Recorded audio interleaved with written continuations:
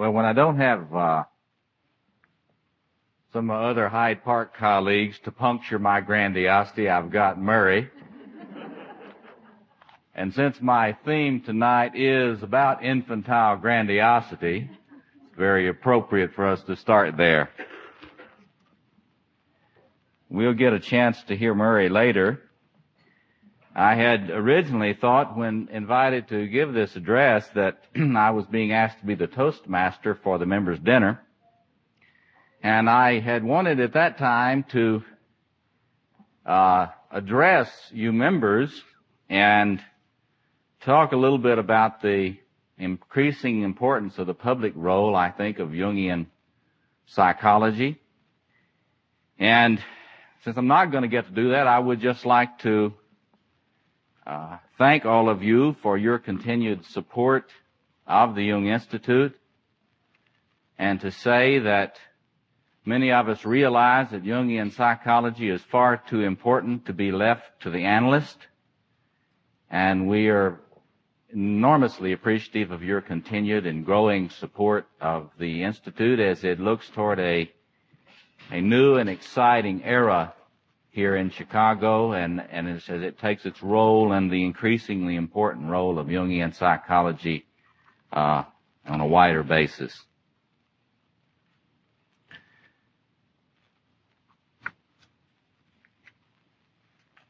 When I was asked to choose a topic that addressed some of the substantive issues that confront us today, I chose to speak on a topic of great interest to Jungians in general, and increasingly a topic that is capturing the public. And I gave it this title, The Enemy Within, Narcissism and Human Evil. It could just as well have been titled the same way as that recent public television special, Facing Evil, which was recently produced, and which many of you, I'm sure, saw. For the last decade, I have been teaching doctoral seminars on the relationship between psychopathology and evil, and in the course of that time have worked through a lot of very interesting materials that I will not be able to go into with you tonight, but I would just invite you to spend some time thinking about some of the things that we have looked at in that seminar. Tonight we cannot really go through a lot of contemporary cinema looking at the representations of evil, but I would invite you to look at a number of films, indeed a lot of contemporary film in this context, and reflect upon the insights into the reality of radical evil which are presented in those films. You can go as far back, for example, as the film The Forbidden Planet,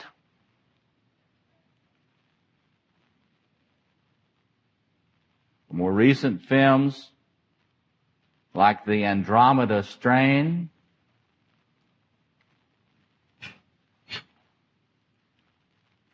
two remakes. I would recommend that you look at the early version and the later version of these sci-fi classics. Invasion of the Body Snatchers. I'm a Donald Sutherland fan myself. The Thing, with Kurt Russell especially. Aliens 1 and 2. And of course that Catholic fantasy, The Exorcist. Now, if you don't get lost in the manic defense of your own humor, when you reflect on these films, you will find that if you spend some time thinking about them and what they are trying to talk about, that you will gain a great deal of insight into the human mythic consciousness of what radical evil is about and the kinds of things that it takes to confront it. Another thing that I cannot do tonight, that I often like to do, is to analyze Scott Peck's book, The People of the Lie, looking at its contribution and its decisive limitations on this topic,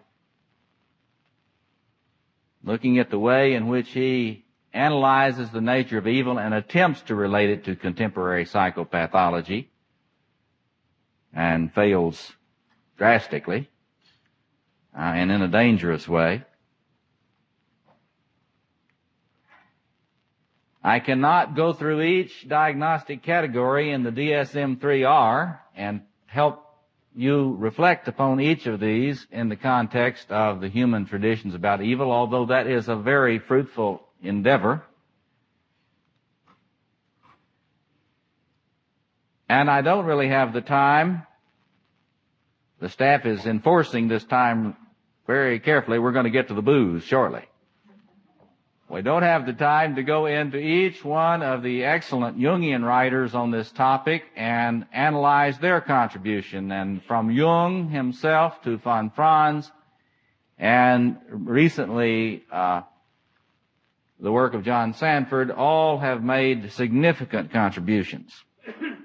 What I will attempt to do is to lead you as quickly as I can through a lot of material in which we can outline a little bit of this major human concern, offer some suggestions as to why Jungian psychoanalysis in particular is by far the most adequate psychological resource in both understanding human evil and in mapping some strategies for challenging its powerful hold on the human spirit.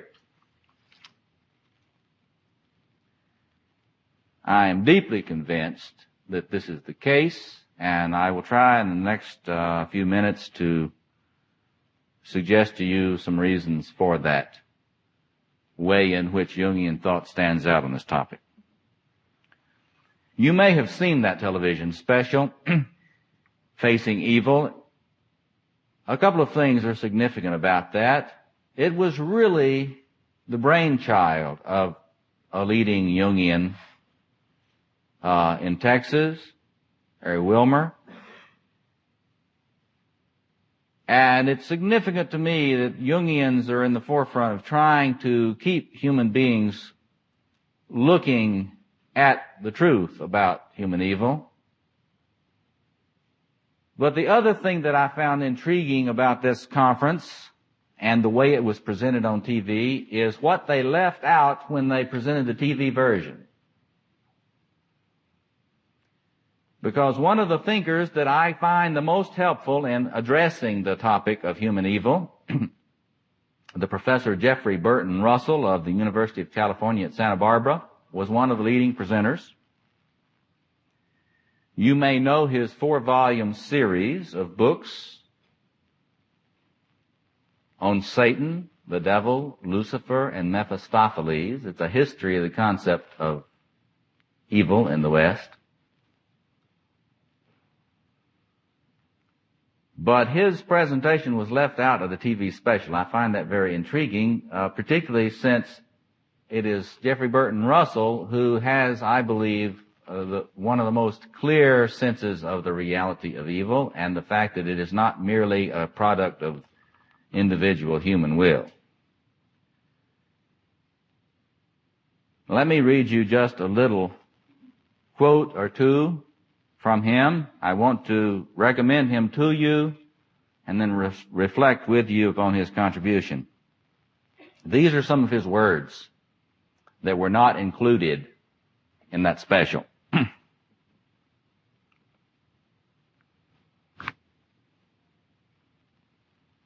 I will not talk with you today about either the history or the theology of the devil, though I'll be glad to at any other time at the drop of a hat. History and theology are enormously important, but this impossible too, some theologians think. But this conference is about identifying evil, facing it, and converting its energies to the good. The energy of evil is tremendous. I am sometimes asked whether I really do believe in the devil. Most of you remember the famous film interview with Jung when that great man was asked, "Do you believe in God?" And Jung replied, "No, I don't believe, I know." So, I do not believe in the devil. I know. Stop, do not panic, don't run for the exits. Once when I was giving a public lecture, a girl in the audience sitting next to a friend of mine said, "If he really believes in the devil, I'm not going to sit here and listen to such nonsense."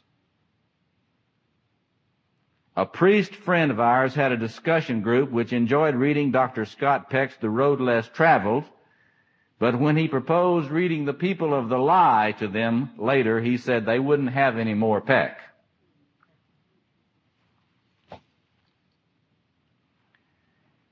And so this address and that which followed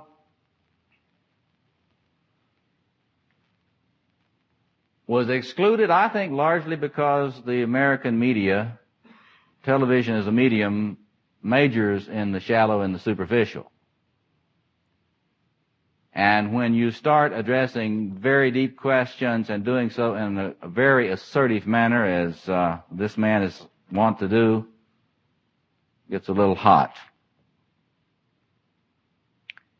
He defined for them what he meant by evil or the devil. And let me again quote him. "What do I mean then when I say here that I know that the devil exists? I mean that I know that a powerful, centered, destructive, focused force of hatred exists within us, in our mind. I know this from experience. Call this focus of destructiveness what you will. Call it the devil, call it original sin, call it the lie, call it the shadow, or call it radical evil. It exists in every one of us. I will refer to this radical evil in my own terms as the devil. By radical evil, I mean a fundamental warping of the will that underlies human actions.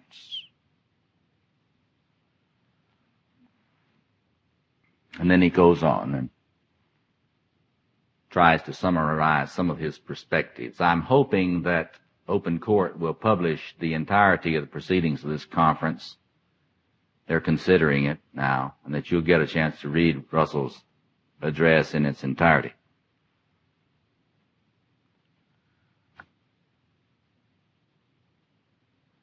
In one of his other volumes, he gives some examples from literature and history about kinds of experiences which can help you get past your tendency to split off the reality of evil and get into a sort of a God's in his heaven and all's right with the world attitude. And he quotes this text from the brothers Karamazov. Imagine a trembling mother with her baby in her arms. A circle of invaders around her. They've planned a diversion. They pet the baby, and they laugh to make it laugh. They succeed, and the baby laughs. At that point, the soldier points a pistol 4 inches from the baby's face. And the baby laughs with glee and holds out its little hands to the pistol. And he pulls the trigger in the baby's face. and blows out its brains. Artistic, wasn't it? I think that if the devil doesn't exist, but man has created him, he has created him in his own image and likeness. And then Russell goes on with another example. There was a little girl of 5 who was subjected to every possible torture by her cultivated parents. They shut her up all night in the cold and frost. And because she didn't ask to be taken up at night, and so she wet herself, they smeared her face and filled her mouth with excrement. And it was her mother that did this to her.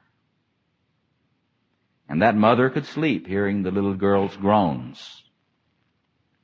Can you understand why a little creature who can't even understand what's done to her should beat her little aching heart with her tiny fist in the dark and the cold, and weep her meek, unresentful tears to dear, kind God to protect her? Why should mankind know that diabolical good and evil when it costs so much? Why the whole world of knowledge is not worth that child's prayer to the dear, kind God?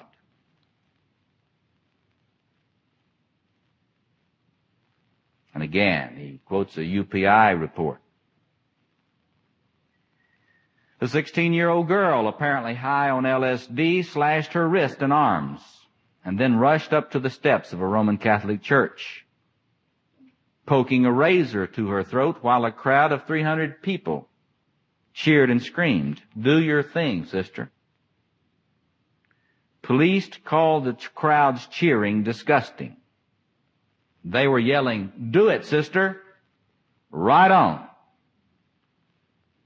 The crowd cheered when the girl finally fainted and collapsed from loss of blood from her cuts.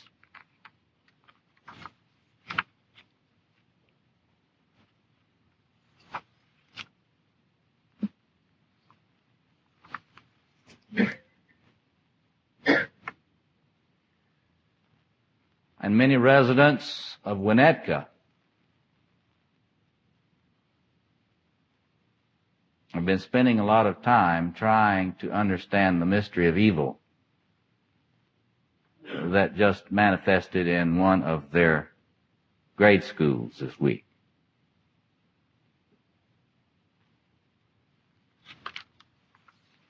We could go on and on with this, but part of the genius of Russell is to challenge us to get by abstractions and generalizations to the human experience of radical evil, to help us get past our defenses, to look at this phenomenon in human life. Russell is convinced that modernization has led human beings to be able to confront this evil much less adequately because of our antagonism toward a mythic consciousness that can grasp its size.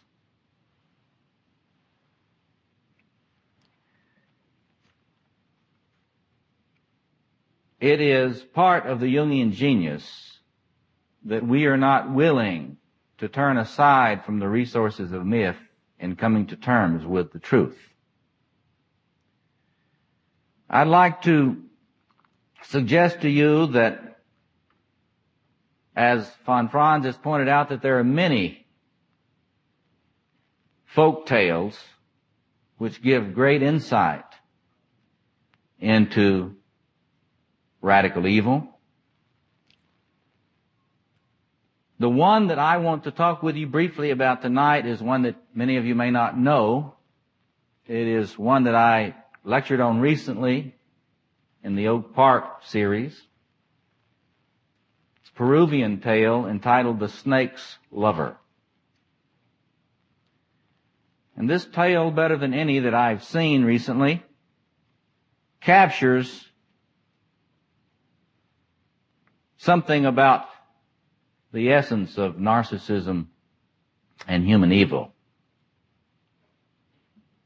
Let me just briefly summarize this tale and some of the points about understanding radical evil which it, among other folk tales, illumines. A young girl is doing her job as a keeper of the flock, and she is alone in the hills and meets a stranger that is very charming. She falls in love with him, becomes his lover, and soon wants to take him home with her. Fearing her parents' and the community's response, she smuggles him in to the household. And he tells her to scrape out a little hole that exists in the foundation of the house so that he can have a place. And so dutifully she scrapes out this hole in the foundation and makes him a place. And by night they are together, and she experiences him as the great love, when in fact he is sucking her blood. The hole in the foundation gets larger and larger, and the bloating of the snake increases. And soon the family and the neighborhood begin to realize that something is amiss. The girl seems not to be well. And they go and they consult the sorcerer. And the sorcerer tells them that they must look very, very carefully in the home because a presence is there that is not human. And so they do this. And indeed, they realize that they must have a large amount of help to confront this alien thing. And so they gather all the men of the community, and they take their machetes. And understanding, as they do out of their tradition, the nature of this alien, they understand that the girl will not want anything to happen to the alien, even though it is drinking her blood and will kill her eventually. And so they have her go away on a brief trip, and then the community comes into the house, uncovers the snake, and all of the men of the community together challenge this being and with great difficulty kill it. With great difficulty kill it. The young woman aborts a pregnancy,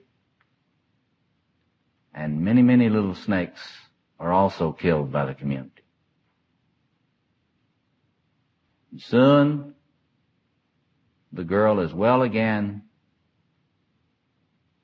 and marries, and as the tale would have us believe, lives a happy and fulfilled life.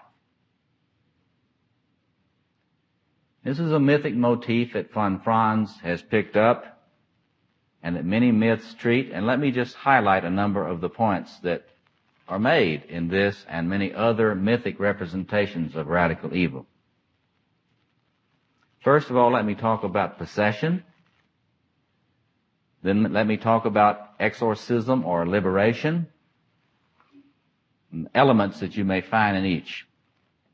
First, possession. Radical evil always disguises itself. It never presents itself as radical evil. One of the things that the scholars of the Holocaust point out is that there never was a time when the final solution was presented in all of its starkness and horror. It always was presented as something else, less distasteful to the bureaucrats. A mark of the presence of radical evil in personality or society, according to these mythic apprehensions of it, is that when it is present, people lose their powers of discernment. They get to where they cannot recognize dangerous things when they are present. Jung talked about this as the lowering of the surface of consciousness when an autonomous complex begins to possess the individual. It actually has a perceptual distortion, so that the individual, for example, the person who is abusing a substance of alcohol or a drug, the individual cannot see the loss of will in the face of the substance.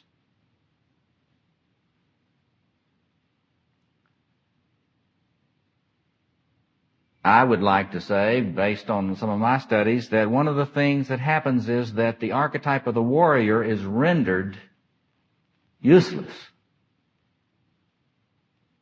because one either cannot access that archetype in the psyche in terms of being able to mobilize energy, fire, light to address the enemy, or the power of that archetype is directed toward an enemy that is not the most dangerous enemy.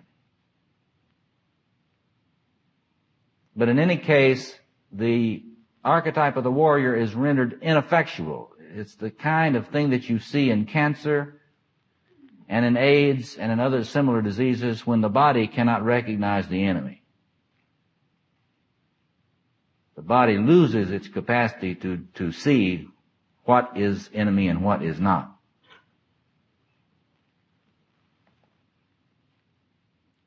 It always catches you when you are alone or vulnerable. And of course today we would talk about narcissistic vulnerability. That is to say, archetypal evil or radical evil will catch you and be able to gain strength in a personality precisely when that individual is carrying the most wounds. And so it may not be a particular wound or particular experience that is the organizer of the destructiveness, but it is that which unlatches the door, makes it easy for this kind of destructiveness to come in. You think of what happens when child sexual abuse starts in a family. And then you think of all of the snowballing effects of destructiveness that begin to move in that family and then for generations thereafter. It always comes inside the house, and the mythic apprehensions of evil always make it very clear. This point is presented time and again in the myths of evil. That is to say that before you're aware of it, it's already in the house. Before you're aware of it, it's already in the camp. You can't set up your perimeter at the edge of the camp, because by the time you know that the thing has arrived, it's already infected someone in the camp. It always erodes the foundations. Now that's a fascinating image. Foundations of what? Foundations of order and social living. And it always does it in such a way that it operates a lot like termites. That is to say, you don't know that the foundations have been eroded until some crisis occurs when you need them to be strong. And then you can tell that something has happened to them. It multiplies itself on your energy. A lot of little snakes are being made. That theme comes up time and again in literature, from Rosemary's Baby. And you just think of all the other films and all the other books and all the other tales that pick up that theme. It always uses your creativity to multiply itself, your lifeblood. But most of all, and powerfully represented in this tale of the snake's lover, is that it takes your love, it captures your love, and it turns your love into a force for death. In other words, necrophilia.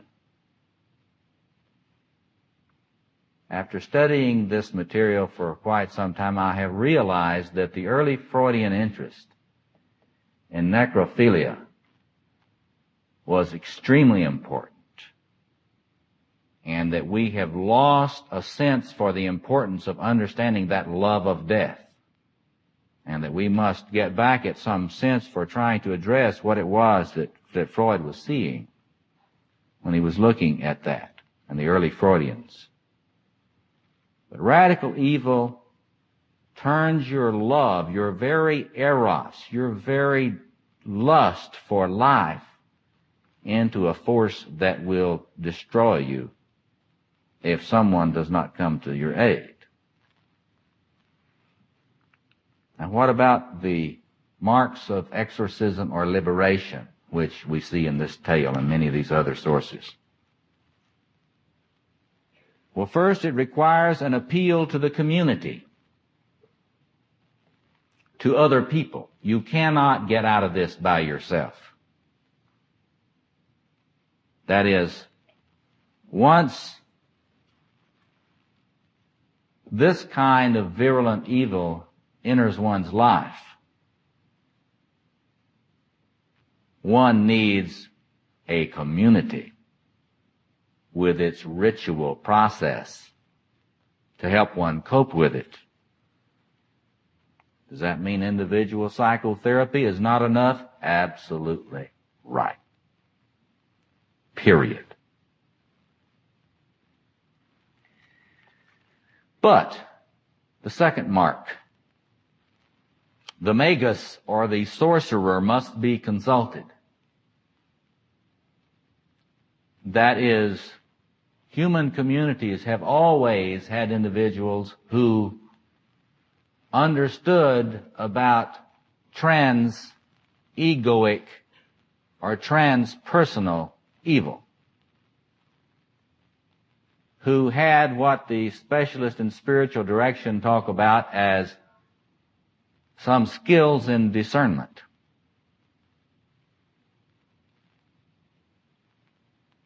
And after that consultation, one is enabled to, and this is the third point, one is enabled to accept that there is an extra-human, in any kind of ordinary sense of the word human, a transhuman, an alien, what you and I would today talk about as an archetypal ground to the problem.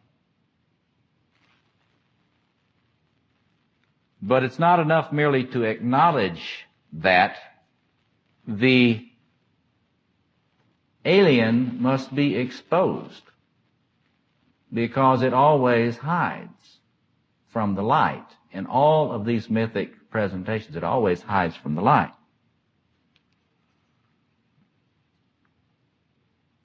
And the erosion of the foundations which it has brought with it must be exposed as well.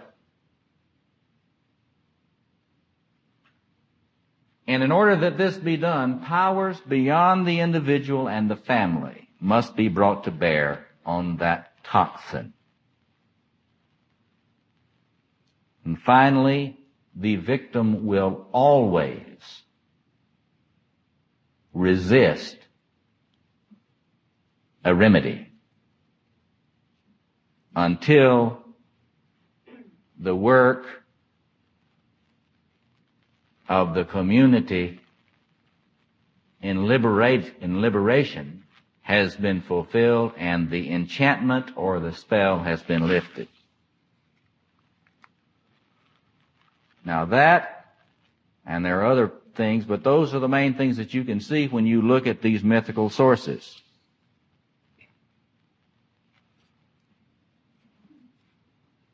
If I had time, I would spend some time at this point going through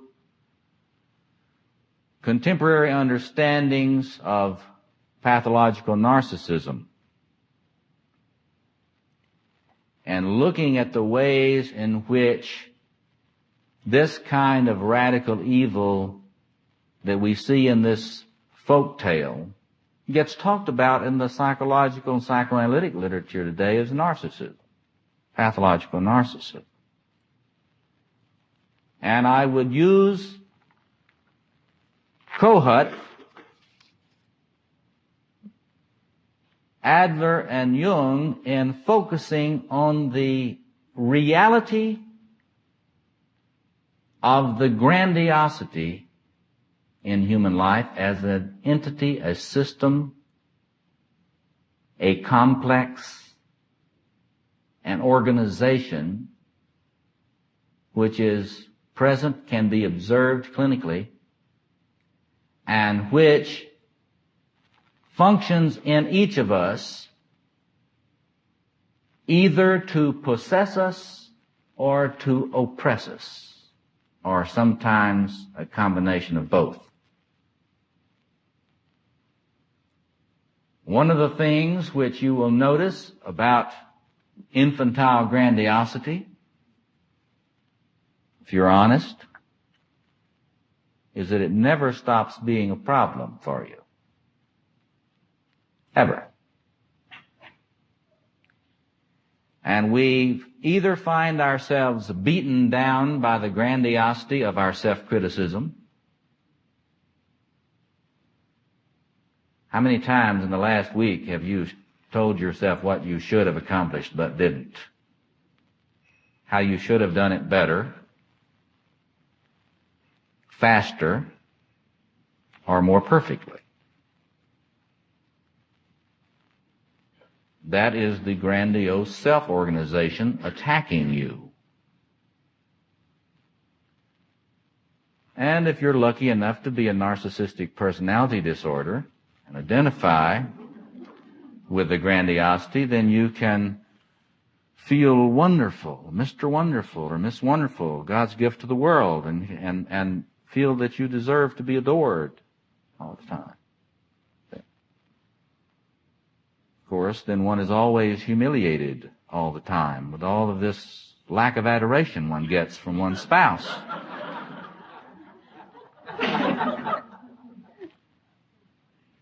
I once said I didn't understand why the Catholic Church does not require that the Pope be married.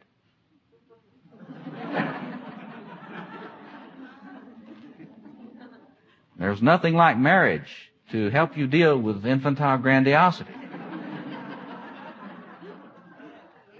Those of you that are planning on getting married, I know there are some newlyweds to be in this audience. You'll know what I'm talking about later.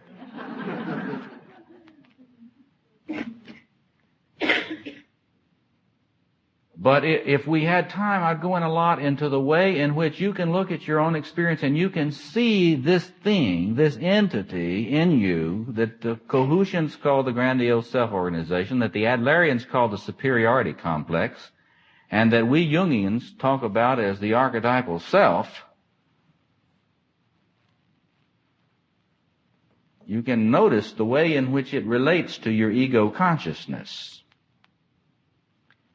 Now you are possessed by it and you think you are it, but you don't know it. And then you are oppressed by it and you think that you are the one that is criticizing you. One of the things that I find most important in analytical work with individuals and helping them to learn discernment of the spirits. So when they hear this voice telling them that they ought to really be dead, they don't deserve to live because they are so inadequate and such losers, such unproductive and uncreative and imperfect people, that they learn to ask what voice that is. Whose voice is that, anyway? And taking cues from the history of spiritual direction, and you put it in mythical terms, that's the voice of His luminous majesty. Mythic terms. In contemporary psychoanalytic terms, it's the voice of your infantile grandiosity. But the dangers today of oppression and possession by this arrogant being in the human psyche is as real today as it ever has been in human culture, and it is far more dangerous today because our capacities for destruction have gotten far more effective.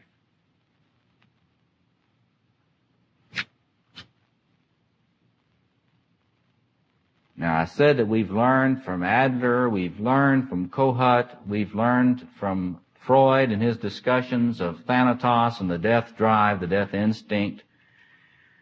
But again, I have suggested to you that we have learned the most from Jung.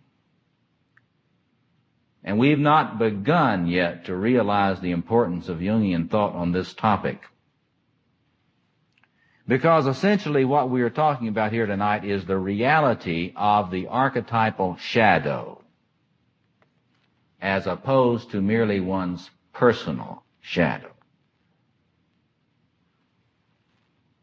In my view, most contemporary psychologies offer simply a manic defense against this reality. They are part of the professional clean-up, paint-up, and fix-up of modern thought.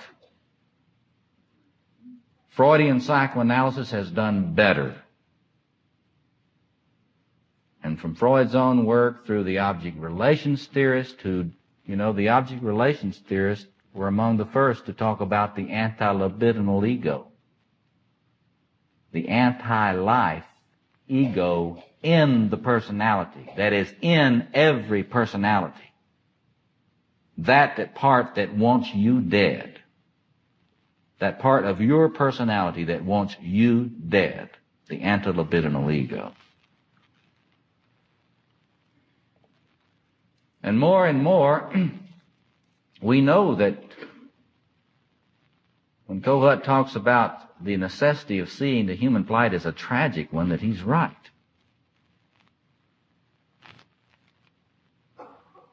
But what is unique about the Jungian treatment?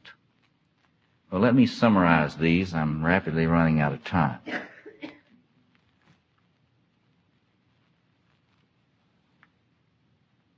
First of all, simply building in to the center, the core of his thought, the necessity of facing one's own personal evil through the task of facing the shadow. The way to individuation is through this encounter.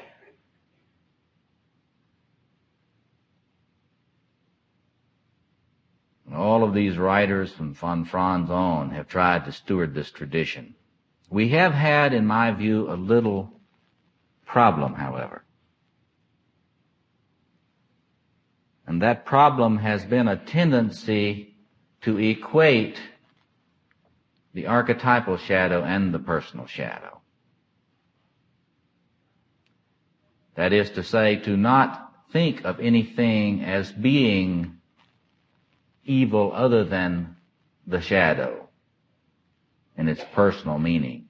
And to think that we are to integrate evil, that if we're going to individuate, what we should do is to integrate evil. You ever hear somebody talk like that? To integrate evil. You got good and you got evil, we're going to integrate it. Well, of course you want to integrate your personal shadow as much as possible. But Jung made a very important distinction which is seldom talked about, particularly among romantic Jungians. And that is that there are such things as spirit complexes. Complexes of spirit, which are not to be integrated in the ego. And this would, I take it, go for not only the archetypal configuration that we talk about in terms of the Christ, and it would also apply to the archetypal configuration that we talk about as his dark brother, Satan. Now, if you don't read Jung's comments that these things are not to be integrated into the ego, then you can get the idea that everything in your psyche that is destructive is a part of simply your personal shadow, and you ought to try to integrate it. It's a terrible mistake.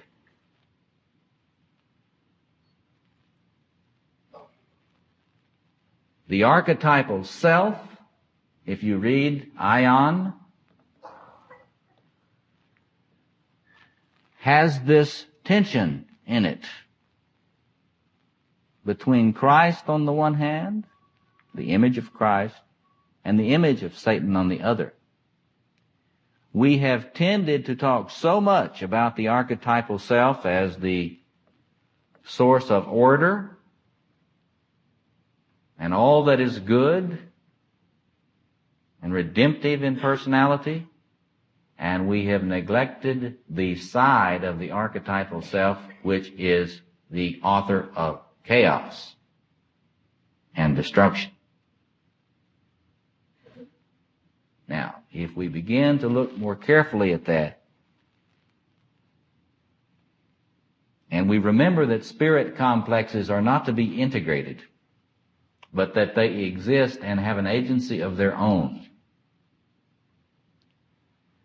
then we are not likely to get into this romantic inflation, which is very typical of many of us. That is to say, I'm going to borrow a Cohusian phrase, I'm going to transmute and internalize this evil energy. I'm going to transform it in my being. You know, a lot of people are into shamanistic fantasy. You know, shamans these days are a dime a dozen. You know, I'm a shaman. You know, I had a workshop with Michael Harner. They got this idea they're going to take this in and transmute it in their being. Well, that's a very dangerous fantasy when it comes to the organizations in the psyche that Jung was referring to in Ion. But there is also a negative inflation that comes with this, not just the sort of pseudo-positive inflation of the romantic idea of taking all this into yourself and integrating this shadow, this archetypal shadow. There is the negative inflation of assuming from the standpoint of your ego that you are responsible for all the destructiveness in your life. Out of your ego. That is to say, this is what you're left with. I mean, for example, if you're a Freudian. Because there are no archetypal grounds for destructiveness in the Freudian point of view.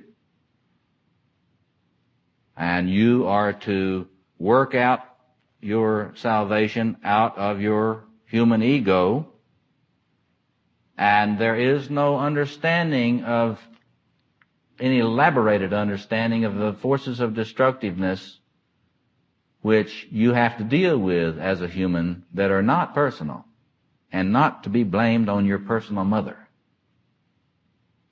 or your personal father.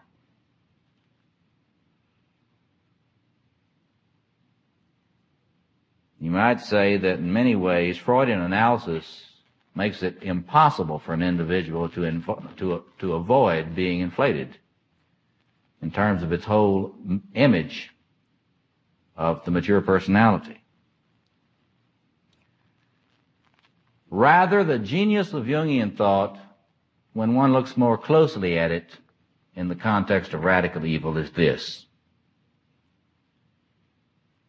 that an archetypally grounded configuration of destructiveness requires archetypally grounded antitoxins,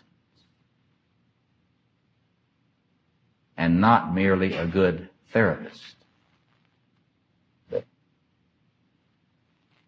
Therapists, in case you haven't ever had one, are human, all too human, as Nietzsche said, all too human. And if we take this necessity of an archetypal counterbalance to archetypal evil, then several things follow. And I will close in summarizing these. The first thing that follows is the radical necessity of community and its ritual processes in an encounter with the archetypal shadow. Being alone simply makes you more vulnerable. It doesn't give you the resources you need to cope with it. This is the genius of AA and other 12-step groups.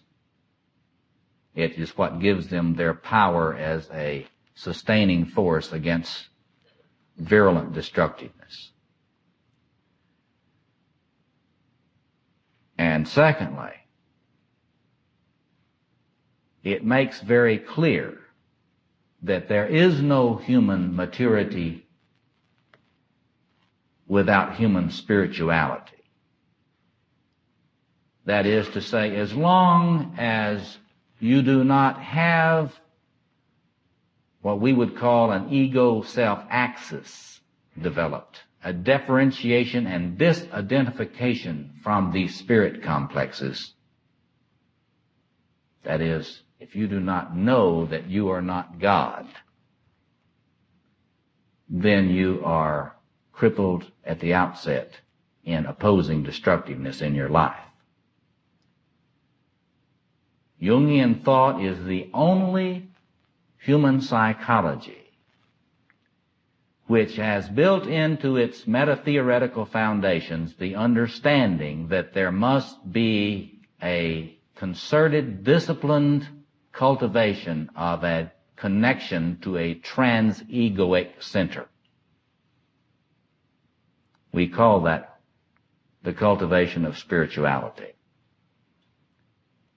Human race does not have a chance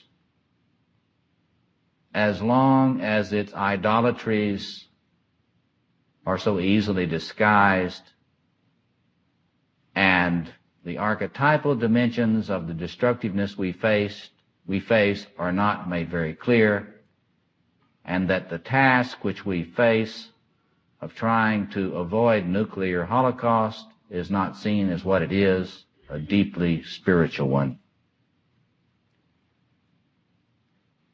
And so there is no answer in simply individual psychotherapy.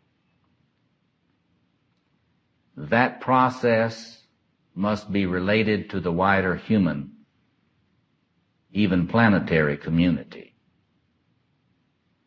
This is part of the genius of Jungian psychology. It is no accident that you are gathered here tonight as the members, the lay as well as professional members of the C.G. Jung Institute, and that throughout the world people gather to form a community of understanding out of this school of thought, and that is not the case with other schools of psychology. The affirmation of community which you represent and embody in your presence here tonight is a very loud testimony to the recognition in the heart of Jungian theory of the importance of the solidarity of human beings against these archetypal powers that would love to see us destroy each other. So I thank you for your presence, and I hope that you will enjoy your time together tonight and celebrate what we, both lay and professional Jungians, are building together in this institute and in other institutes around the world. Thank you very much.